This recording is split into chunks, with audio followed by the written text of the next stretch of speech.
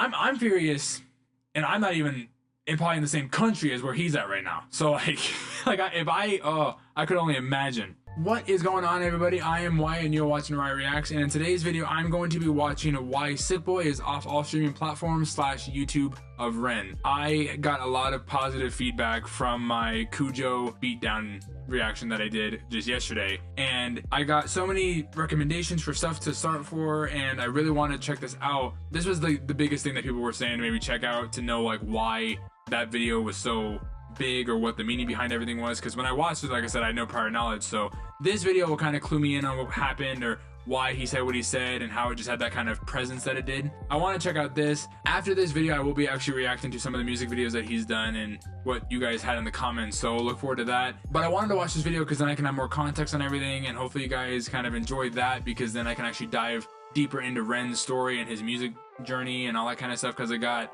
a lot of information from you guys, so I'm actually very thankful for that, and it made me very curious about him as well. So I'm actually really excited to check this guy out too. So hopefully you guys enjoy this video, and I just want to get right into it, and let's just go right now. Just a real quick disclaimer: if some stuff is kind of weird and some of the edits were weird, it's because I went to go back and check my recording, make sure that everything was going properly, because how everything is running off my computer, I need to make sure everything is running smoothly, and same with like the audio and the video. So if stuff is different, if there's a little bit of a lag and a delay with stuff, and then it's all of a sudden fixed in the next clip, that's why. So bear with me on that. So without further ado, let's just get right into this video, and I am actually really excited for this, so let's go.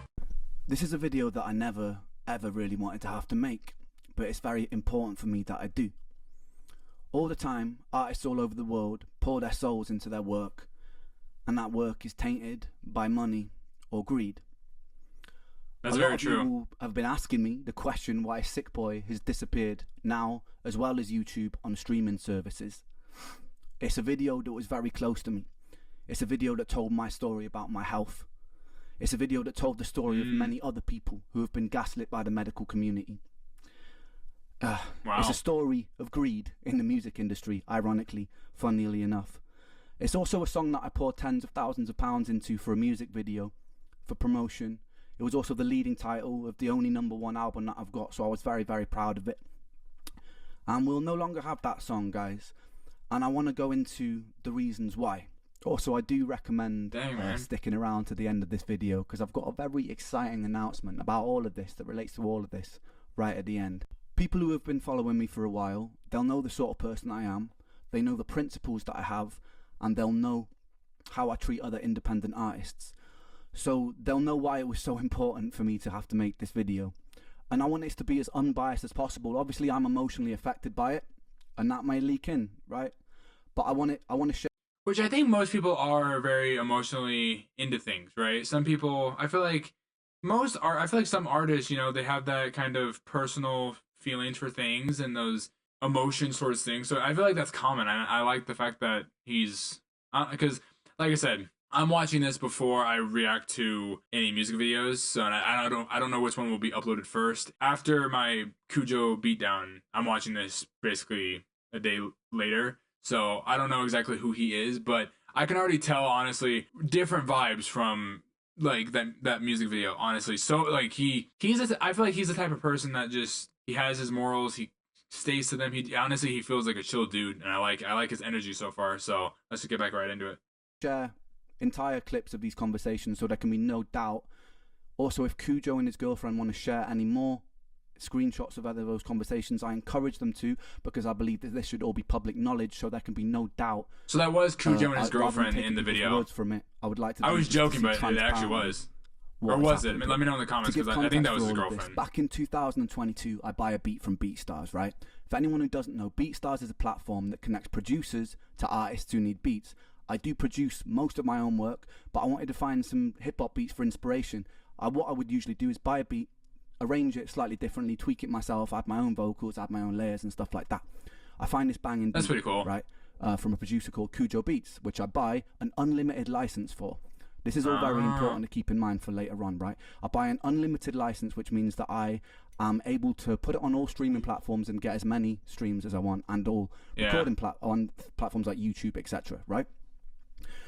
After I do this, I send my YouTube guy that I work with, and I send the publishing team an email just giving them a heads up, being like, yo guys, I bought this beat, they need to be registered correctly, content ID needs to be turned off. I'll put a clip of that. I'm putting screenshots of those messages here. I'm gonna pause so I can read this.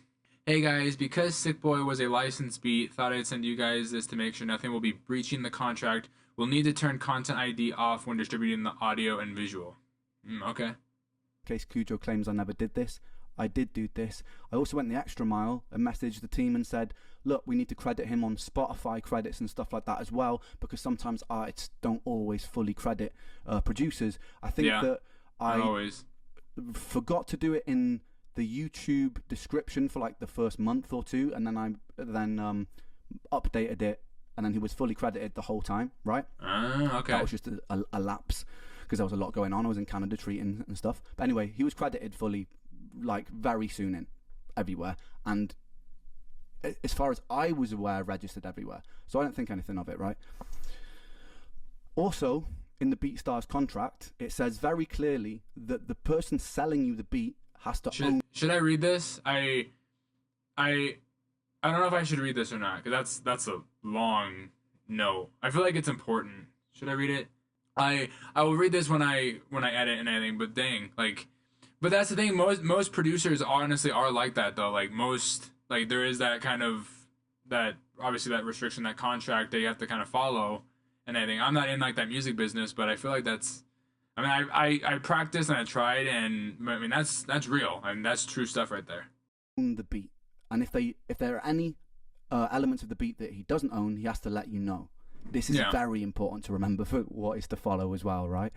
So yeah, I think there's no problems. I buy the beat, I record a song. This is before things have blown up with my music, so I'm still pretty underground artist at this point. I record the track, put it out. I even get a message from him at some point, which is also important to remember because of the hypocrisy of this whole situation. Just like, wicked, I love the track. Okay? Remember that too. Before I begin, I just want to add this. I have no problem with BeatStars. I think they're a very innovative company who actually help people make art, which I'm very, very passionate about.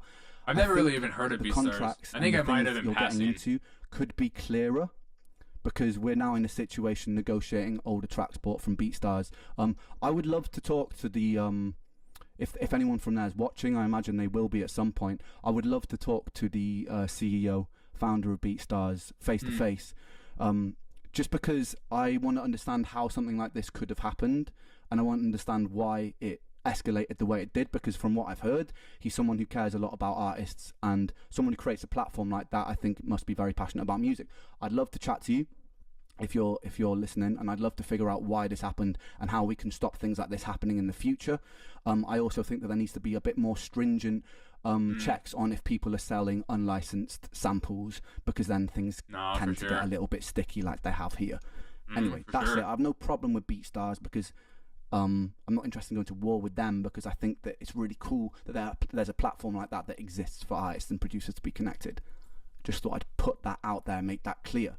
Right, so I arrive home from Canada after a 1.5 year long treatment of treating brain damage and autoimmunity, which a lot of you will know if you've been following my journey. And I'm expecting a nice 2 weeks with my mates before I do my first ever solo show in 5 years because of my health. So I'm just like, I want a nice chill time. I want to be able to focus on rehearsing and stuff. Dang. Very early on, I obviously had no idea. I wake up to a message saying, yo, your song Sick Boi has been taken down. So I look at it, and sure enough, it's been copyright striked from this guy KUJOBEATS' channel. And initially I'm like, oh, this just must be some automatic fuck up. So like, I don't take it too seriously. I send him a message like, yo, there must have been a technical error or something here. No response for 2 days. So I'm like, what's going on? So I check his channel. Dang. And then I see a comment of that beat that he licensed me, and I see a comment that's like, Ren has left me no choice. I'm sorry that I had to do this. And I'm like, okay, so this was intentional. Like, what? Like, the last conversation I had with this guy was months ago, with him being like, yo, big up your work, it's sick. So I'm like super confused about it. So I send him another email like, dude, what's going on? Again, I get absolutely no response. So I put a comment on his YouTube comment section, and I'm like, bro, I'm trying to get hold of you. Why are you ignoring me? Like, I just want to resolve this amicably. What's going on? Finally, I get a response on Instagram. So I read this as well. I'll read it after I edit it and anything. But, I mean, I like the fact that he's shown all this, though. Because that takes some, like that, I mean, to be able to just give out your text messages and what actually happened, but that just goes to show that he just wants to get this out to explain everything. That's dope. Instagram. And for the sake of this video, I'm just going to put all of these responses in their full form so that there can be no doubt as to what happened. I'm just going to read out like the key moments and explain the key moments. But if anyone's interested in deep diving so there can be no doubt as to what's happened here, feel free to pause it. If Kujo and his girlfriend, like I said, feel like I've left anything out, they are welcome to post it. I have nothing to hide about this situation. So he responds and he tells me that he's been talking to my lawyer for months, which I have no idea about. I've been in Canada. And he seems like quite a nice guy initially, so I'm like, okay, maybe this has all just been a misunderstanding. I remember even saying to like Connor and that, I was like, this has probably just been a misunderstanding and something's gone wrong here. Don't worry. He seems like you're all right, dude. We will sort this out. But then after that little exchange, I noticed a comment in the YouTube comment section on his video saying that I'm lying about the situation when I thought that we like on the same page here. So I pull him up on it and he's like, oh no, I didn't say you were lying, when he clearly did. That should have been like the first red flag for me, but still giving him the benefit of the doubt, I was like, okay, maybe another misunderstanding. Anyway, so I contact my lawyer to find out what the hell's happening because I'm in the dark about all of this situation. And he explains to me that I've been sold a beat with a stolen sample, with an unlicensed sample, and that the Bulgarian choir sample owners had chased him and gone, look, you've used this beat without permission. You've used this sample without permission. They chased him? And so you need to like hunt him kind of thing? Like they went to go find him? What my lawyer's done, because we were sold a beat in good faith and it wasn't actually cleared, he's reached out to Kujo and gone, look, I think you need to absorb this for selling this in bad faith, basically. And they've gone, no, we're not going to absorb that. And then it's escalated, and I think because my lawyer was being slightly slow with the responses, they also, keep in mind, I don't know any of this is happening right now. To get my attention, they issue a copyright strike on the video, which affects my YouTube channel, by the way, and the video gets taken down as a form of leverage, which is a bizarre way of dealing with things, I think. You think that's like a threat in a way? Contact me, maybe, like anyone. Because like that's the thing for YouTubers, like a copyright strike is a serious thing. Like obviously, I might get to the point where a copyright strike affects my channel and anything, but for like YouTubers, I just know in general, like that's serious business. And like for artists, for like music artists, I mean. And especially with something like that, where it's like, you have good intentions, there's, that mutual trust, and then something goes wrong, and then all sorts of, I honestly could only imagine what this kind of situation would have brought with their relationship. Like, I could only imagine. Anyone first, if this was getting so, like, blown up, like, maybe the lawyers, maybe Kujo could have actually reached out to me, the artist. Nobody did. Which they should. You would think that they would reach out to like the actual artist first. Comment that Kujo's posted calling me a coward to pay the royalties he's owed, and I'm like, what royalty? That's also. Are you serious? In my head, the publishers are just paying him the money, and now the situation has to change until everyone agrees on it. But I wasn't even privy to that conversation about what a fair split should be yet. So I was like, what? I don't owe you. I don't owe this guy money. Like, there's no master splits on the BeatStars contracts, by the way. So all money that comes in to Kujo, which should be paid to Kujo, rightly so, comes from the publisher, which is nothing to do with me, by the way. I explained this so many times in this conversation, by the way, and he's adamant to say, probably short of like 50 times, pay me my money. I am nothing to do with his money, right? So it's a very bizarre thing to keep saying, but I try to explain that to him patiently. Never really takes it in. Anyway, he calls me a coward on this comment, so I pull him up on that. This actually starts to then rub me up a little bit. So I'm like, I can honestly imagine. I pull him up on that, saying like, the hell, like, cowardly. Anyway, I'm still giving him the benefit of the doubt at this point. Anyway, despite this, I feel like he's probably they just like us, so I still take his side on it, and I go on to reassure him he'll get paid his publishing money because I want him to get paid his publishing money. Doesn't affect me in any way. So like, I was like, yeah, I'll chase it up for you. I let him know that I'm happy to split publishing if there's a bit of a grey area, and I'm kind of reassuring him. It's really important to remember this, by the way, guys, because some of the lies that are posted later make me out to be really unreasonable. So I'm like, yo, if there's some simple mistake, let's split the publishing. It's cool. I'm happy to do that. Yeah. Anyway, so he comes back to me and lies more. He says it's always up to the performer to clear the sample. It's not. It's up to the producer. But unless there's been a conversation, But in this case, as you can see, we're willing to make concessions for you to get your fair share. So actually, it's me making the concessions here because he sold a stolen sample. And I'm like, you know what? You can still have some publishing split, right? So like, I'm actually being the one that's being quite reasonable here. And he's flipped on his head like, we'll be good to you, you know, because I've done nothing wrong in this situation. Anyway, I was like, and then he says, I was under the impression you would have received a warning. I had no idea that the video would be completely taken down. Another lie, as you'll see soon. He and his lawyer agreed to take this video down as a form of leverage. It was our only possible negotiation tactic to get a response. To take down the video? Message me. They're scratching their head. How can we get a response? Okay, we'll take his video down. For sure, issue a copyright email, strike, which calling, also, text. I didn't actually violate the contract. Not intentionally. So the only possible tactic, dude, message me. Send me an email. Like, you've messaged me before to tell me that you love my work, so like, send me an email about this. Yeah.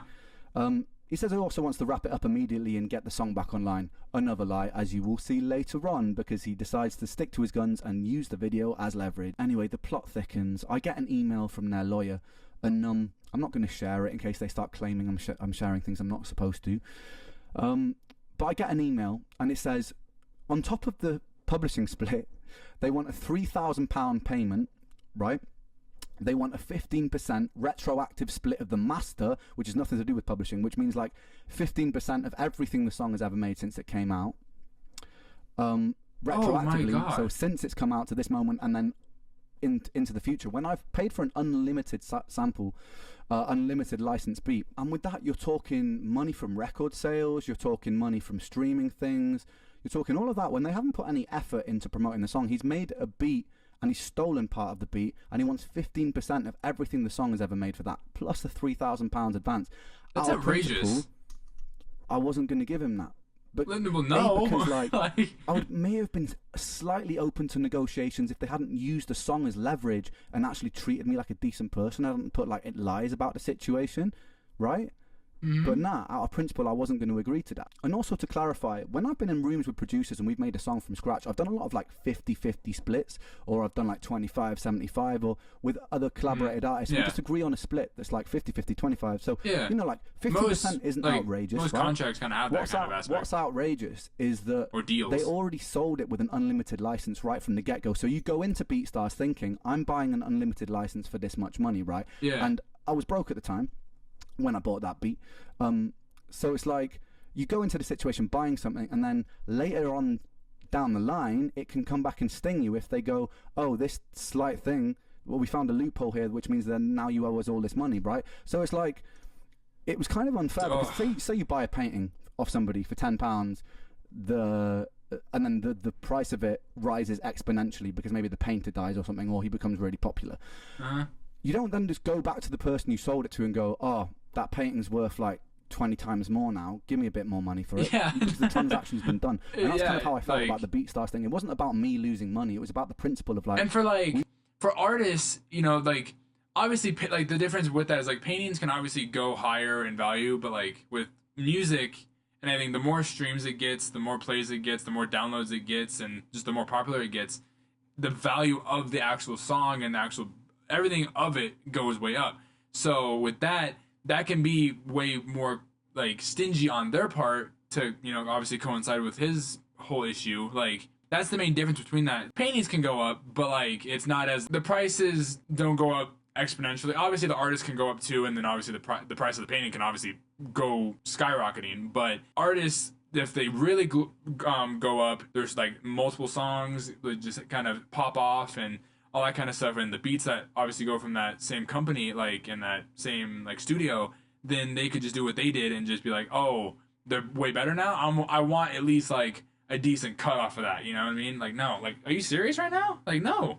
We've stepped into this agreement, and I was in full faith thinking I was buying an unlimited sample, but that's unlimited license, sorry. But that's not actually what's happened, is it? Right? And it says that if I don't agree to this, they're within their right to claim 100% of the song because I have breached something in the contract, right? Now... Hey, yo, are you serious? Apparently, Content ID was turned on the track, okay, on YouTube. Okay. As you'll see from my earlier on in this video, I actually specifically requested content ID was turned off, and my YouTube guide did turn it off. There has been something to do with the distribution where somewhere along the line, even after I specifically requested this, it may have gotten turned on at some point, right? Where this doesn't actually make any money, which we've got proof of, because I actually let reactors, I let content creators monetize their own videos where they're reacting to my song. You guys let me know in the actual in my comments from my last video that if I keep reacting to him and I get monetized at some point and all that kind of stuff, which I don't plan on, I don't really care about that kind of stuff, but if I were to get growing and be able to get monetized and I keep reacting to his stuff, he would, like, I'd be able to actually get money off of his videos because he lets reactors and content creators make money off of his videos, which is dope. That's a generous thing to do, because like he could straight up want obviously like a cut of it, or like make it to where nobody makes money off of it because that's his content, that's his music. Like, you don't want anything like that, but that's a generous and just compassionate thing to do, and a selfless thing to do. Like that's so sweet to do. I've done this since the start because I believe that everyone should get paid. It helps promote me. I'm not losing out. Everyone's a winner. A rising and I love tide that. lifts Like, all that's ships, awesome. baby.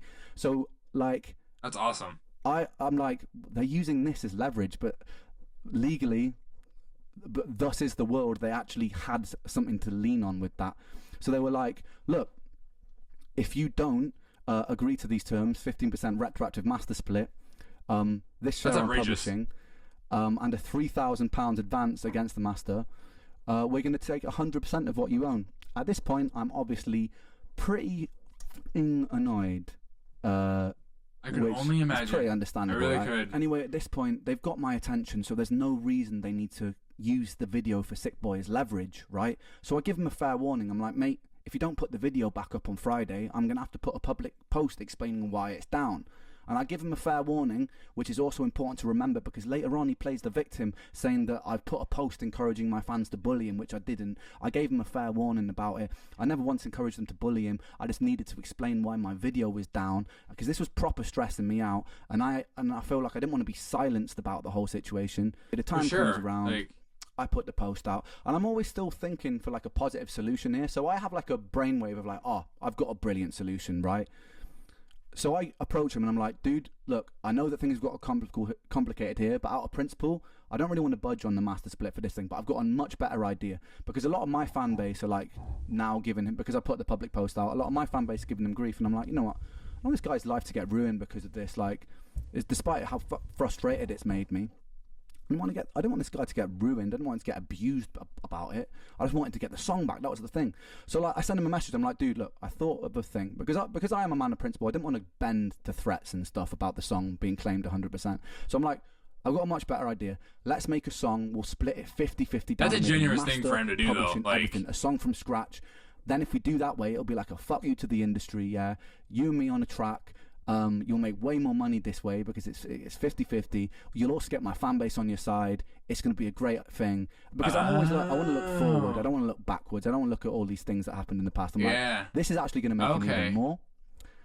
And he rejected it. He turned it down, which I still think to this day is a bit of a silly move given what happened and what happened next. But it's a shame, man. And if you're watching this, you really should have taken that. I'm sure you are watching it. You really should have taken that deal. It was brilliant.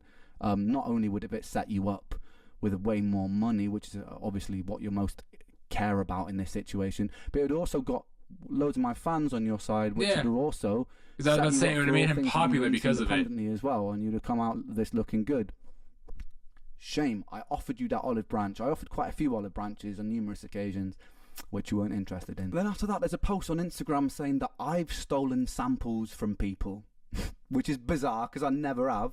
So I send him a message being like, he said that a British artist has got in touch with him and been like, Ren steal samples, which is obviously complete made up bullshit, right? So I messaged him about that. I'm like, what samples have I stolen? The Vera Hall one that I just put out, totally cleared. We cleared that with publishing company, because I could only imagine how mad he is when it comes to like stealing beats or stealing certain things, when he does it himself, and he might take some stuff from other like studios, or certain things, or other aspects of his songs are not obviously fully his, but like all of it is genuinely his, and yet he gets claimed for like it's not his, or he gets claimed for stealing it. Like that's basically like if you get accused of stealing something when obviously you're completely innocent, you know, like like Jesus. I actually don't like steal my samples, and then any covers that I've done, they're just on YouTube. You're allowed to do that because there's a cover license on YouTube. So like, what are you talking about? To which he then just like ignores it, takes the post down, and then like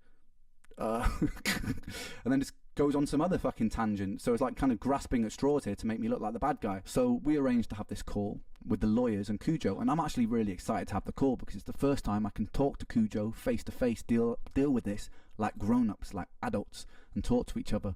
And that's the best way to do it. But it's not how it pans out. So we get on the call. Of course, the first thing that happens is the lawyer just says, "Look, Ren, I think that you taking this public was very unprofessional." And I was like, hold on a second, I wasn't the person who took this public, first of all. Like, I was just about to say, taking the video down is an aggressive move. And also, I didn't take it public, first of all. Kujo was commenting countless things on his YouTube before I even make the comment, calling me a liar, a coward, a numb. So like, to say that I took this public, nah, I just responded to what happened and explained to my fans why the song was down. Those posts are still up for everyone to see.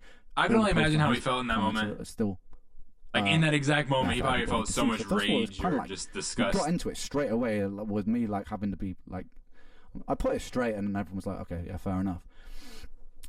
The funniest thing about that call is Kujo was on it. He did not say a single word.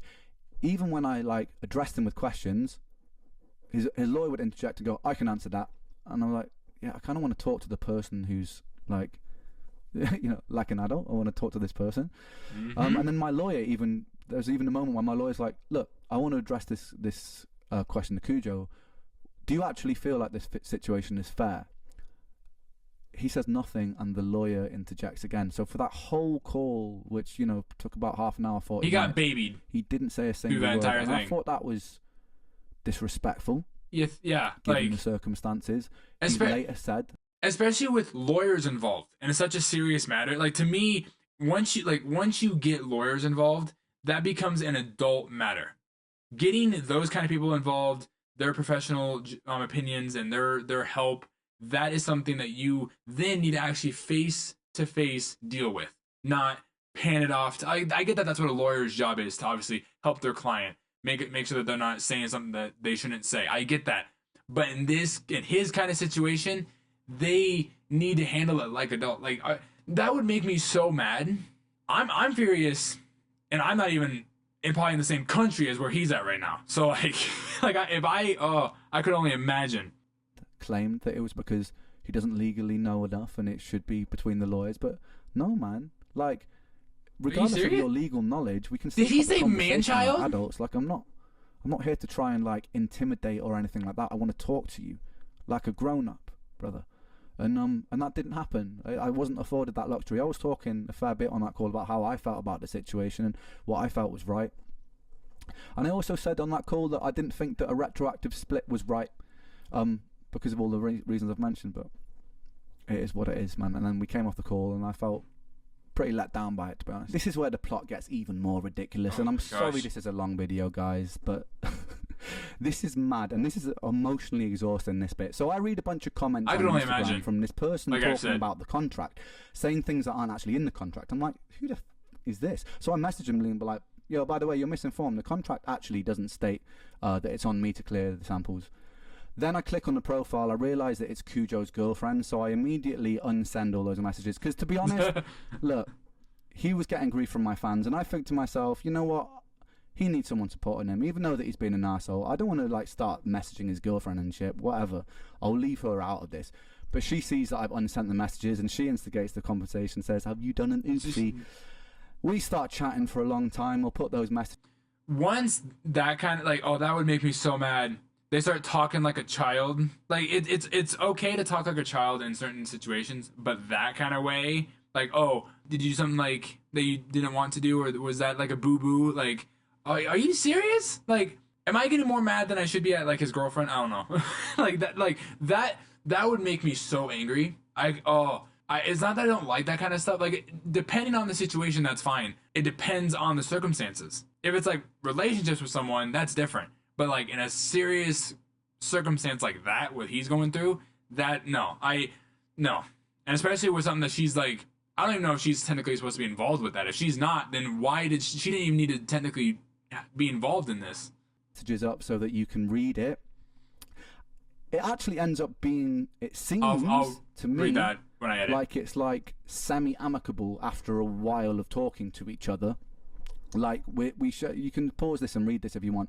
It's like basically the long and short of it is like she feels like Kujo's been misrepresented and feels like it's a lot of the industry's fault, my lawyer's fault and stuff like that, which is kind of what Kujo feels like, right? She then threatens to break my kneecaps, which, even though it's a little bit out of pocket, you know me, I laugh about it. The thing that rubs me up about things like that is, if that had been the other way around, I never actually once got violent about this situation. If that had been the other way around, they would have been like, Ren's such a violent, later on they would have been like, Ren's such a violent person using bully tactics. No, that's true. Spoken about like how I'm using bully tactics by simply talking about the situation publicly, transparently. She also gaslights me by saying, you know, like, imagine what would have happened if he had mental health issues. I have a very long list of mental health issues. I am the person with mental health issues. You're not considering what it does to my mental health, are you, when you take down a song that means that much to me? I'm sorry, but never joke about someone's mental health. Like, seriously, like, all jokes aside, like that, like, mental health is such a serious thing that many people don't know how to deal with. And obviously they go to therapists, they go to their friends and family, they go to like close people that they can talk to and get it off their chest and be comforted by it and be helped with it. But and that's the thing, it is such a serious thing. Like, I also have mental health issues, not probably as much as he probably does, but I do have mental health issues, and I've always had them growing up, especially with my background and how I've grown up. You never want to joke with that.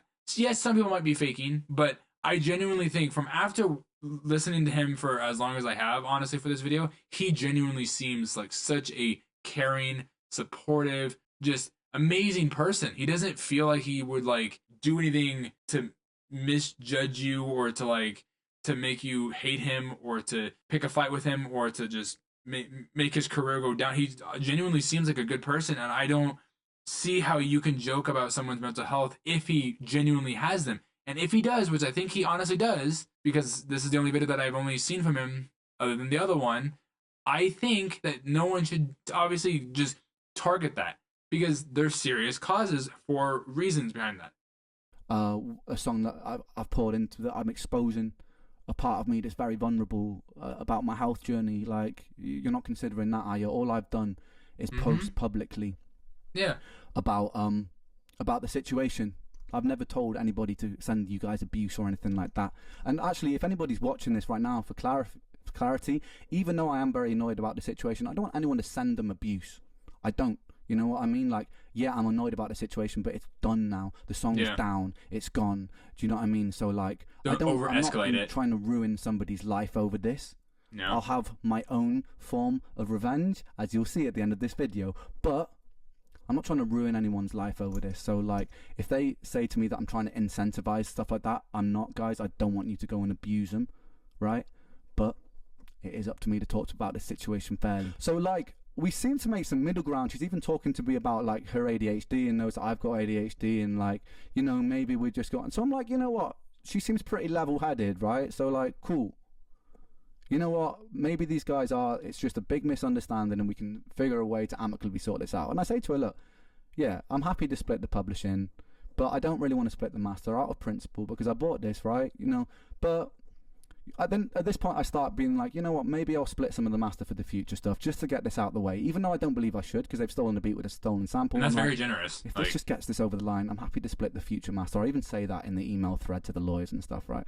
So I'm conceding a little bit here because I just want this situation done with. You're getting tired of it. We end on a good note in this conversation. Then the next morning I wake up to posts from her all over my Reddit lying about the contract, and then I see a comment on Anthony Ray's video where he's talking about the situation from her, saying this is what the contract says, and she made up she wrote a whole passage that wasn't even in our contract. It was completely made up. So after her being super nice to me behind the scenes in this conversation and feeling like I wake up to read this, and I'm like, I start losing my mind because I'm like, these guys, they're like, they pretend they're on my side, and then it's just like they publicly post all this stuff. So I'm like, I put her up on it. I'm like, what the fuck are you doing? Like, first of all, this is defamation. You can't be out here like making up stuff that's not even in the contract, you know? So she's like, yeah, it's ridiculous. Right, so next I find a bunch of messages on Reddit from... I'm not really sure how the law works, but that is that illegal or is that not illegal? It might not be, but I do feel like even if it's not illegal, I feel like you should get reprimanded because of that. Like that is so not cool to do at all. Doing that kind of stuff without any kind of reparations or consequences, and just thinking of like your life and how it only affects a positive way possibly with you and not someone else's life. That no. Like I got so annoyed right there. Like I got so annoyed right there. Kujo's girlfriend lying about the contract, which I'm going to put up here, which is actually very illegal, by the way. No pressing charges over it. I just want to get this situation out of the way, but so I'm just going to put all these up for you to pause and read if you want to. It's ridiculous, basically. She also says that I was obviously upset, so I wasn't the most cooperative. As you guys, if you skip back in this video, you'll see I was extremely cooperative when I found out what was going on. I was being very amicable when I was trying to offer Kujo solutions and being amazingly supportive and sympathetic. I read a little bit of it. I refused to fully acknowledge that a mistake on my end causing Kujo not to get paid was at the heart of all of this. It wasn't. A stolen sample was at the heart of all of this. Yes, the publishers, right, failed to correctly register Kujo, which wasn't anything to do with me. They've now remedied that, and there'll be a back payment for whatever percentage we end up on. No money's been lost here, right? That is something that was the publisher's fault, which I was very annoyed about, which I actually sent a message to the publishers about, explaining how annoyed I was about that situation, fighting for Kujo in that, when I didn't have to fight for Kujo because he was being a prick, right? So I sent that message to them anyway, fighting on Kujo's side, because despite all of this, I am a man of principle still, right? I kept threatening to sue and go public. No, I didn't. I wasn't threatening to sue. I did say I would go public if my song carried on being used as leverage. I gave them a very fair warning because they didn't need to use the song, the video as leverage, and they kept on doing that. That was because I kept getting hundreds of messages a day from my fans being like, where's the video, where's the video? And I wanted to address it all at once. And I also felt like I was being treated extremely unfairly, right? Oh my god! I had to accept by giving up all my shares of the song in exchange for a fixed fee. Yeah, that was something between my lawyers. Ren took in public the next morning. Yes, I did.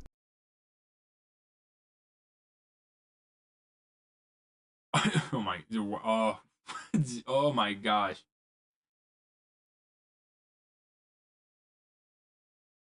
Right, let's take this home now. At this point, I've just lost all amicability. Right, I'm pissed off. I messaged Kujo's girlfriend and him saying, this is the first time I've threatened to sue, but I'm like, if I see any more lies from you guys about this situation, I will sue you guys. Yeah, because it's like, for sure, that's my public image. Like, I pride myself on the fairness that I show everyone that I work with, right, and my principles, and I'm also very against greed, and I stand against it militantly, which a lot of you will know from my work and how I treat people. How I treat people that I work with, right? So them spreading this stuff that I'm trying to be greedy here massively hurts my public image. So I was like, if you guys lie anymore about this, yeah, I'm going to do something about it, basically. And then I'm talking to Kujo and things get more heated. We get another email from their lawyer saying, you know, like, if you won't agree to our terms, we will take 100% of the song. That's where we stand on it. That is final. If you do not agree to this retroactive master split, we're taking everything. So I messaged back. I'm going to show you that email. I messaged back, essentially summarizing this email. I just say, I'm going to take down the song myself. I'm fed up of this. Wow. I'm fed up of you threatening me with my own song that I poured myself into. I've explained what it means to me. I explained to both of them what it means to me. So I'm like, I'm taking it down myself. I don't want to let them win over this. I've been in situations in the music industry before where I had to concede because I was broke and I just had to let a powerful, greedy person win over me, you know, like, and I know this is not the same situation. It's not like Kujo is like this in this huge position of power here, but how they've dealt with this whole situation was ridiculous. So I was they still hold more power than rather than like bend to this leverage and just out of principle, I'm just going to take the song off. And it's ironic, man, because the song is about greed, you know, and it hurts me a lot that it's down now. It proper hurts me, man. I can't stress that enough because of what the song was and what the song meant to me, but that's the way the cookie crumbles. So I sent these emails. I also sent a mass email out to everybody, the publisher, Kujo, the lawyers involved, just saying how disappointed I am across the board, even from people on my side. I was just disappointed at how this whole situation been dealt with, because ultimately at the core of this situation, the only person getting proper hurt financially from this is me. Yeah. Right? Because of my hard work. Like, all of his hard work, his emotion that went into that song gets taken down. And obviously, if it's still taken down, I don't know if it is or not, but if it is, then I won't obviously be able to see it. And he probably, depending on how many views it got and anything like that, like he could have made money off of it, gotten a way better fan base, and just expanded way more widely. Just it hurts him more than anybody. Like, it doesn't hurt them. If anything, it helps them a little bit more. That, like he said, that greediness of people, it's such a core trait that people have. I could honestly get into what I personally feel like about greed and how I think of it and everything. If that's something that you guys would want, let me know. But and who I am or something. Greed is a big thing about people, and for certain people, not everybody, but certain people. So that's crazy. That I've done to promote this music because of my story and how that's been exploited. I'm the person who will suffer future losses for the earnings, and regardless of earnings, fuck earnings for a second. That song I was proud of. What it meant to people, I was proud of. Okay.